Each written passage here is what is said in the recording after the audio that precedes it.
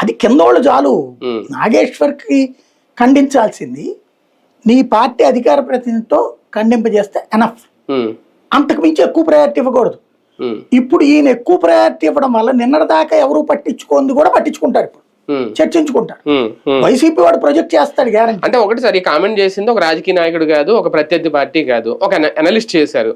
Analyst కాబట్టి హుందాతనంగా స్పందించారు అనుకోవాలా పవన్ కళ్యాణ్? లేదా ఇదే ఏ వైసీపీ నాయకుడో ఇలాంటిది గనక చేస్తే, ఏ జగన్మోహన్ రెడ్డో లేదంటే సజ్జలో లేదంటే కింద వాళ్ళు ఎవరైనా చేసి ఉంటే ఆ రియాక్షన్ ఎలా ఉండేది? హుందాగా స్పందించడం ఎక్కడ ఉంది అసలు?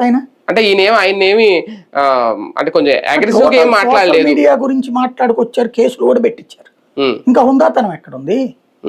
సింపుల్ గా ఈయన స్థాయిలో ఎట్లా ఉండాలంటే, మిగతా స్పీచ్ ఇస్తూ పాపం అప్పుడప్పుడు కొంతమంది అనలిస్టులు మన మీద పిచ్చి భ్రమలు కల్పిస్తుంటారు, లైట్ తీసుకోవాలి అట్లాంటి అంటే కథం అక్కడతో.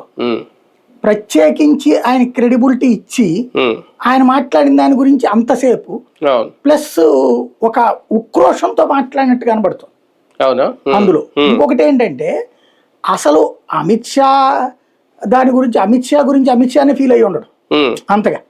ఎందుకంటే కొన్ని కోట్ల మంది తిడుతుంటారు దాంట్లో. ఆయన గొప్పతనం ఏంటో ఆయనకి తెలుసు. ఈయన ఏంటంటే తనని ఈ మాట అంటారు కాబట్టి, ఉక్రోషంతో మాట్లాడాడు అంటారు కాబట్టి, దాన్ని అమిత్ షా అంత గొప్ప